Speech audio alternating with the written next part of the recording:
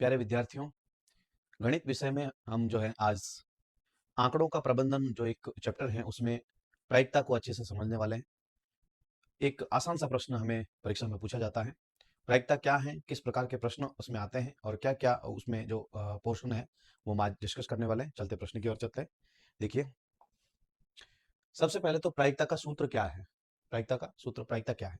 देखिए, प्रायिकता का अर्थ ठीक तरीके से ऐसे समझा जा सकता है कि एक तरह की संभावना। आप ऐसा मानिए कि हम एक सिक्का लेकर के उस सिक्के को उछालते हैं, तो क्या होता है, या तो उसमें हेड आएगा या फिर टेल आएगा। तो हेड को हम कह सकते हैं चित्त और टेल को कहते हैं पट। तो या तो चित्त आएगा या फिर पट आएगा। दो संभावनाएं बनती हैं, दो संभावना जो बनती है तो प्रायिकता बनती है। अब प्रायिकता को जो है वो जो परिणाम हम मांग रहे हैं, जैसे कि एक सिक्का मैं उछालता हूं, तो मैं ये कहता हूं कि एक बार में सिक्का उछालने पर चित्त आने की प्रायिकता क्या है, यानी कि हेड आने की प्रायिकता क्या है। यानी कि जो परिणाम मैं पूछ रहा हूं वो परिणाम तो हमेशा हम ऊपर की तरफ शो करेंगे और नीचे की तरफ यानी उसके बटा में हम जो है कुल परिणाम शो करेंगे। अब देखिए, घटना को बनाने वाले परिणामों की संख्या, यानी कि चित्त चित्त कितनी बार आएगा, एक बार में एक ही बार आएगा चित्त, तो उसको अपन एक एक ऊपर लिखेंगे। और प्रयोग के परिणामों की कुल संख्या, यानी एक बार सिक्का उछालने पर कुल टोटल संभावनाएं कितनी है, परिणामों की कुल संख्या कितनी है, तो वो दो है, या तो चित्त आएगा या पट आएगा। तो जो है ये प्रायिकता का सूत्र है। तो यदि हमें बड़ा प्रश्न जो पूछा जाता है डिस्क्रिप्टिव में, जिसमें हमें लिखना होगा, तो वहां पर हम सूत्र लिख के भी उस उत्तर को इफेक्टिव, ज्यादा प्रभावी बना सकते हैं। यहां पर देखिए, मैं आपको बता रहा था, एक सिक्के को उछालने पर, एक सिक्के सिक्के को उछालने पर एक सिक्के को उछालने पर चित्त आने की प्रायिकता, चित्त आने चित्त आने की प्रायिकता, एक सिक्के को उछालने पर चित्त आने की प्रायिकता क्या होती है। देखिए, जो परिणाम हम मांग रहे हैं वो चित्त आने का मांग रहे हैं ना, तो वो हो गया एक, और कुल परिणाम कितने हैं, या तो चित्त या फिर पट, तो कुल परिणाम हो गए दो। ये प्रश्न जो है बार बार ऑब्जेक्टिव के रूप में पूछा जाता है। अब यहाँ पर ऐसा भी हो सकता है कि यहाँ पर चित्त की जगह क्या पूछ ले, पट पूछ ले। एक सिक्के को उछालने पर पट आने की प्रायिकता, तो वो भी कितनी हो जाएगी, 1/2, क्योंकि पट कितनी बार आता है, एक बार ही आता है। देखिए प्रश्न देखते हैं और हम, जब एक पासे को फेंका जाता है तब निम्नलिखित प्रत्येक घटना से प्राप्त होने वाले परिणामों को लिखिए। पासा, डाइस, जिसमें पासे पर आपने जैसे लूडो का खेल खेला होगा, जिसके अंदर पासा जो होता है उसके अंदर 1 से लगाकर 6 तक के अंक लिखे होते हैं। या तो 1 होता है, 2, 3, 4, 5, 6। इस तरह से हमारा जो पासा होता है, उस पासे के ऊपर इस तरह से अंक लिखे होते हैं। ये 6 के 6 अंक उसके एक एक अलग अलग फलक पर होते हैं।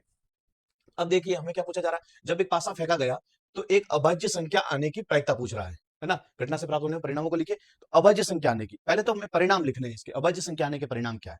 तो अभाज्य संख्या आने के परिणाम क्या हो सकते हैं, देखिए, अभाज्य संख्या कौन कौन सी इसमें से, अभाज्य संख्या प्राइम नंबर्स जिसे हम कहते हैं, वे संख्याएं जो स्वयं से या एक से विभाजित होती है, या ऐसा मान लीजिए जो खुद के पाड़े में आती है, ठीक तरीके से। तो कौन कौन सी संख्या है, 2 है, 3 है और इसमें 5 है। 2, 3 और 5, ये हमारे प्राइम नंबर है, ये हमारी अभाज्य संख्याएं हैं। तो ये जो है इसके परिणाम हो गए।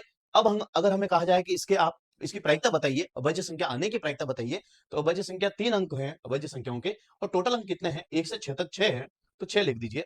अब 3 का पहाड़ा बोलेंगे 3 में एक बार, और 3 का पहाड़ा 6 में बोलेंगे, 3 एकम 3, 3 दूनी 6, तो 2 हो जाएगा। 1/2 इसकी प्रायिकता होगी। आगे देखिए, एक अभाज्य संख्या नहीं आएगी, तो ये अभाज्य संख्या अगर नहीं आएगी तो इसमें से देख लो कौन सी आएगी। ये आएगी 1, ये आएगा 4 और ये आएगा 6। तो अभाज्य संख्या नहीं आएगी, इसका मतलब तीनों आएगी। और प्रायिकता पूछे तो 3/3, तो ये, और कुल परिणाम कितने, 6, वही पहले वाली स्थिति बन गई, तो 1/2। अब यहां देखिए, 5 से बड़ी एक संख्या, इसमें देखो 5 से बड़ी एक संख्या कौन सी है, 6 है, तो वो एक ही है। अब इसकी प्रायिकता पूछे, प्रायिकता है ना, 5 से बड़ी एक संख्या की प्रायिकता अगर पूछे, तो प्रायिकता क्या हो जाएगी बताओ, एक तो है ही है, और कुल परिणाम कितने हैं, 6, 1/6 हो जाएगा। अब आगे देखिए, 5 से बड़ी संख्या नहीं, तो 5 से बड़ी संख्या नहीं, इसका मतलब 5 से कम और 5 खुद भी हो गए ना उसमें, तो 1 से लगाकर 5 तक, 1, 2, 3, 4 और ये 5, ये सब 5 से बड़ी नहीं है, ठीक है। तो पांचवी संख्या हो गई।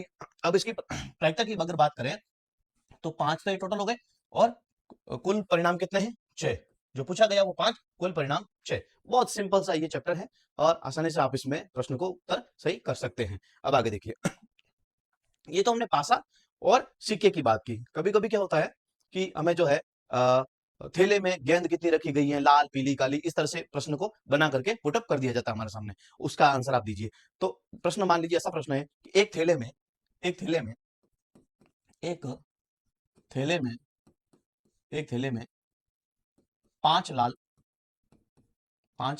लाल तीन काली तीन काली और पांच लाल तीन काली और एक जो है वो सफेद, ऐसा मान लीजिए सफेद गेंद, एक सफेद गेंद है, ठीक है। अब इसमें से एक गेंद यादृच्छिक निकाली जाती है, ठीक है। एक गेंद यादृच्छिक यादृच्छिक निकाली जाती है, एक गेंद यादृच्छिक निकाली जाती है, ठीक है, निकाली जाती है, एक गेंद यादृच्छिक निकाली जाती है। तो गेंद के लाल आने की प्रायिकता, गेंद जो है कि लाल आने की क्या प्रायिकता है, इसकी क्या प्रोबेबिलिटी है कि वो जो निकाली गई बॉल है वो रेड कलर की होगी। गेंद के लाल आने की प्रायिकता, प्रश्न सिंपल सा है। लाल आने की प्रायिकता क्या है, एक थैले में जो है पांच लाल तीन काली और ठीक है, ठीक है, प्रश्न बन गया है। एक सफेद गेंद है, इसमें से यदि एक गेंद यादृच्छिक निकाली जाती है तो गेंद के लाल आने की प्रायिकता बताइए। लाल गेंद कितनी है, 5, टोटल गेंद कितनी है, तो 5 और 3 8, 8 और 1 9, बिल्कुल ये आंसर हो गया।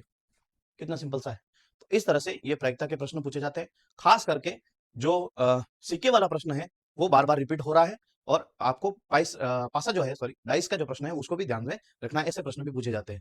ताश की गड्डी वाला प्रश्न अमुक जो कक्षा 8 में तो न के बराबर पूछे जाते हैं, फिर भी जो है ताश की गड्डी का प्रश्न भी हम इसी तरह से हल कर सकते हैं, जिसमें 52 ताश के पत्ते होते हैं।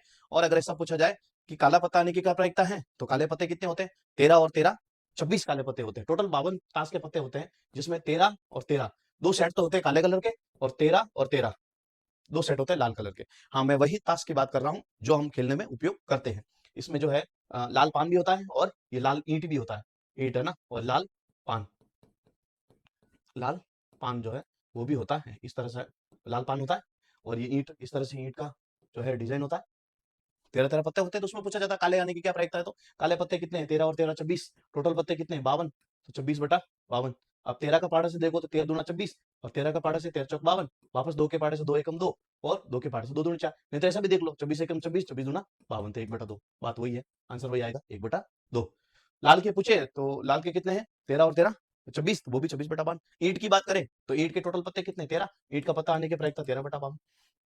ठीक है, इस तरह से ये प्रायिकता का चैप्टर पूरा होता है। और आपकी कोई अगर क्वेरी है, आप कुछ जो सॉल्यूशन चाहते हैं, तो हमें कमेंट में लिखकर बताएं। हमारे इस वीडियो को अदर स्टूडेंट तक शेयर करें और जो है अपने मिलने वाले सभी तक आप जो है इस वीडियो को पहुंचाएं। हमारे चैनल को सब्सक्राइब कर लें, बेल आइकन पर क्लिक कर लें। धीरे धीरे करके हम जो है अच्छे से अच्छे प्रश्न और कंटेंट आपको जो है डिलीवर करवाने वाले हैं। बहुत बहुत धन्यवाद।